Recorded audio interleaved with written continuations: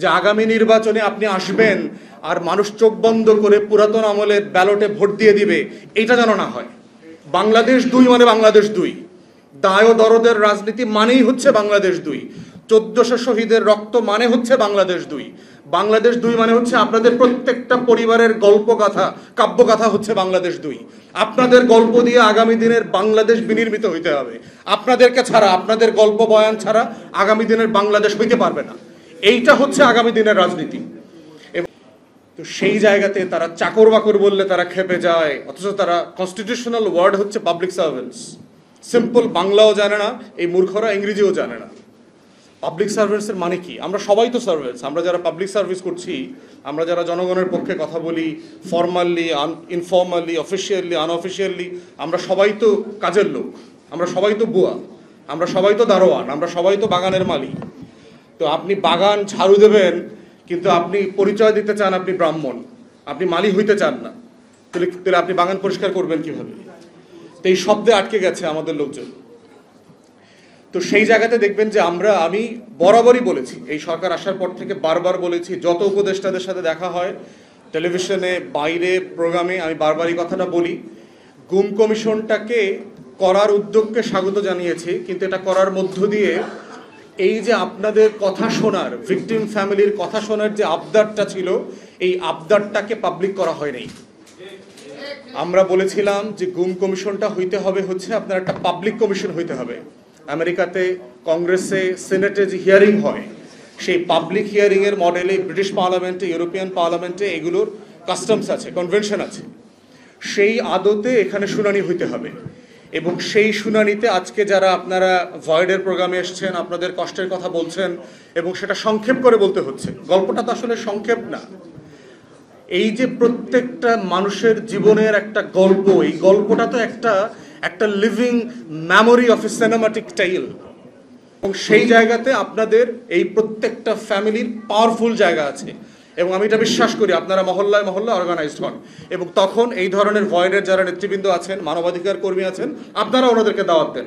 কারণ আপনাদের পক্ষে ঢাকাতে প্রত্যেকটা মিটিংয়ে অ্যাটেন্ড করা, মানববন্ধনে, তারপরে মিছিলে, সমাবেশে আসাটা আপনাদের জন্য অনেক জটিল। তাই আপনারা লোকালি এটা অর্গানাইজ করেন। আর গণমাধ্যম, মূলধারার গণমাধ্যম গত 16 বছরে তো আমাদেরকে কাভারেজ দেয় নাই, আমরা দেখেছি। আমাদের, কারণ ওনাদের লিমিটেশন ছিল, অধিকাংশ মালিক আওয়ামী লীগের, এরা হচ্ছে ডিজিএফআই, এনএসআর ইনস্ট্রাকশনে চলে, কোন নিউজ যাবে, কোন নিউজ যাবে না, টকশো থেকে মেহমান হইতে পারবে, পারবে না, দিয়েছে কারা? এই যে আমাদের অনলাইনের ভাইরা দিচ্ছেন, যারা অনলাইন সাংবাদিকতা করেন, হিউজ কাভারেজ দিয়েছে। আপনারা আমাদেরকে এইভাবেই চিনছেন। আমরা যে ঢাকায় বসে 10 জন 20 জনের সমাবেশে বসে চিৎকার চেঁচামেচি করছি, ওনাদের মাধ্যমে আপনারা চিনেছেন। তো আপনাদের প্রত্যেকের কিন্তু এরকম একটা মিডিয়া ঘরের মধ্যে আছে। আপনাদের ফেসবুক আছে, আপনাদের ইউটিউব আছে, অথবা আপনারা এই উঠানে উঠানে করে এই গুমের গল্প, নাটকগুলো আপনারা তুলে ধরেন। আপনার লোকাল স্কুলে যান, প্রত্যেক স্কুলে দেখবেন বার্ষিক প্রতিযোগিতা হয়, প্রত্যেক কলেজে হয়, মাদ্রাসায় হয়। এই যে আবু সাইদকে ঘিরে দেখবেন এখন প্রচুর নাটক হচ্ছে গ্রামে, মহল্লাতে। আপনার মহল্লাতে মহল্লাতে আপনাদের জীবনের এই গল্পগুলো তুলে নিয়ে আসেন। এখানে রাজশাহী অঞ্চলের 2 জন সাংবাদিক ভাই আছেন, গল্প লিখতে পারে, উপন্যাস লিখতে পারে। আপনারা দায়িত্ব নেন, আপনাদের এই গুম পরিবার নিয়ে গল্প লিখবেন। আপনাদের এই গুম পরিবার নিয়ে এই গল্পটা আপনার লোকাল মহল্লার স্কুলে মঞ্চায়িত হবে, সেই উদ্যোগ আপনারা নেন। এটার মধ্য দিয়ে যেটা হবে যে এইটাই হচ্ছে বাংলাদেশের গল্প আকারে তুলে আসবে, ফুটে আসবে। শুধু ঢাকার দিকে তাকায় থাকবেন না, ঢাকা কিন্তু করাপ্ট জায়গা। ইবনে খালদুন যারা পড়েছেন তারা জানবেন যে শহর এবং কেন্দ্র হচ্ছে is the centre of the corruption and criminal সিন্ডিকেটস। এই জন্য শহরের উপরে সবসময় ভরসা করবেন না। 24-এর গণ অভ্যুত্থানে শহরের লোকরা থেকে গ্রামের লোকরা বেশি শহীদ হয়েছে। আমরা যখন শহীদদের কবর জিয়ারত করতে যাই, ঢাকাতে শহীদ পাওয়া যায় না, বড় বড় শহরে শহীদ নাই। বড় বড় শহরে শহীদ হয়েছে, কিন্তু গ্রামের ছেলেমেয়েরা হয়েছে, শহরের লোকরা হয় নাই। তাহলে বাংলাদেশের সহ আমার এই রাষ্ট্রের প্রাণ হচ্ছে আমার প্রান্তিক জনগোষ্ঠী। ওই যে ভাই বলে গেছে, এমন লোকের বিরুদ্ধে মামলা দিয়েছে যিনি অশিক্ষিত মানুষ, জানেন না কি অবস্থায় আছেন, কিসের মামলা, কেন আমাকে হাজিরা দিতে হয়। অতএব সেই জায়গাটাকে আমরা দেখতে চাই যে এই জুলুমকে নিয়ে বাংলাদেশে একটা কালচারাল রেভলিউশন হয়ে গেছে। এবং আমি ভয়েডকে অনুরোধ করব, আরও যারা অধিকারের নেতৃবৃন্দ এখানে আছেন তাদেরকে অনুরোধ করব যে আপনারাও এই ইভেন্টগুলোকে মানে প্রান্তিকে নিয়ে যান। মানে এটা যেন শুধু শহরের মধ্যে না থাকে, প্রান্তিকের গল্পগুলো যেন ফুটে ওঠে। এখন হচ্ছে যে আপনার এই হইল কেন, এই যে গুম খুনের আয়না ঘরের জল্লাদ ঘরের যে নাটক দেখলাম আমরা 16 বছর, এই গল্পের শুরুটা কোথায় দেখেন? এই গল্পের শুরুটা হচ্ছে যে আপনার ক্লাশ অফ সিভিলাইজেশন যদি কেউ পড়ে থাকেন, হান্টিংটনের theory, end of history, Fukuyama, আপনার পিনাক নামে আমেরিকার থিঙ্ক ট্যাঙ্ক আছে, project for new American century, যেটা 90 দশক থেকে তারা এটা নিয়ে কাজ করেছে। প্রত্যেকটা সুপার পাওয়ারকে তার এনিমি প্রজেক্ট করতে হয়, যে আমার ফিউচার এনিমি কে। এটা সব সুপার পাওয়ার করে। এটা যখন মুসলমানরাও যখন অটোমানদের মতো মানে সারা দুনিয়া বিজয় করে বেরিয়েছে, অথবা বাগদাদ থেকে আব্বাসিদ, উমাইয়াদরা যখন দুনিয়া শাসন করেছে, ফাতেমিদরা করেছে, সাফাবিদরা করেছে, তারাও করেছে। এটা ক্ষমতার সাথে সম্পর্কিত। তো ফিউচার প্রজেকশনটা এনিমি সাপেক্ষে করতে হয়। তো অনেকের মনে থাকার কথা, আমরা যখন ব্রিফিং করেছি গণমাধ্যমে তখনও বলেছি যে 4টা কমিশনের ব্যাপারে পার্টিকুলারলি বলেছি যে গণতদন্ত কমিশন করতে হবে। তার ভিতরে একটা হচ্ছে গুম কমিশন,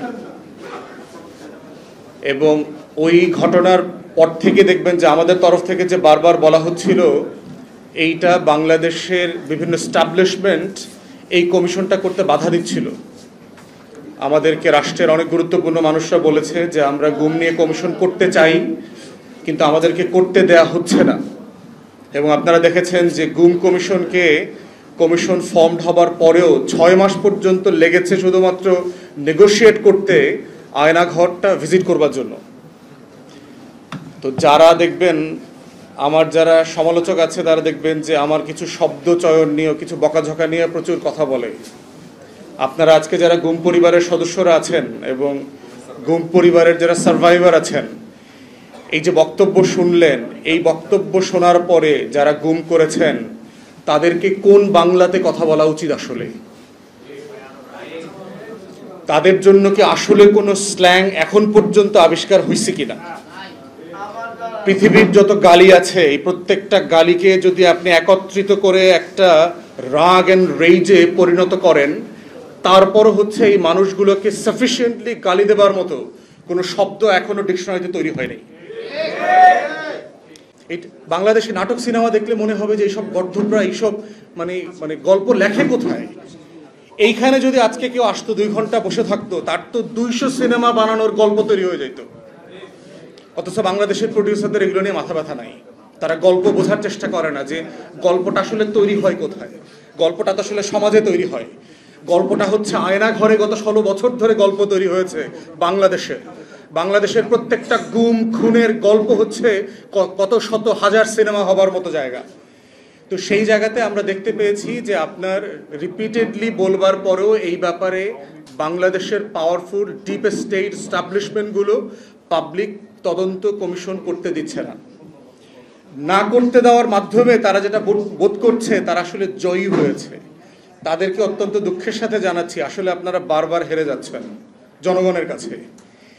বাংলাদেশে যদি একটা সরকারি প্রতিষ্ঠান আকারে একটা গণতদন্ত কমিশন হতো, একটাই হইতো, তখন ভয়েড নামক প্রতিষ্ঠানের হওয়ার প্রয়োজন ছিল না, মায়ের ডাকের প্রয়োজন ছিল না।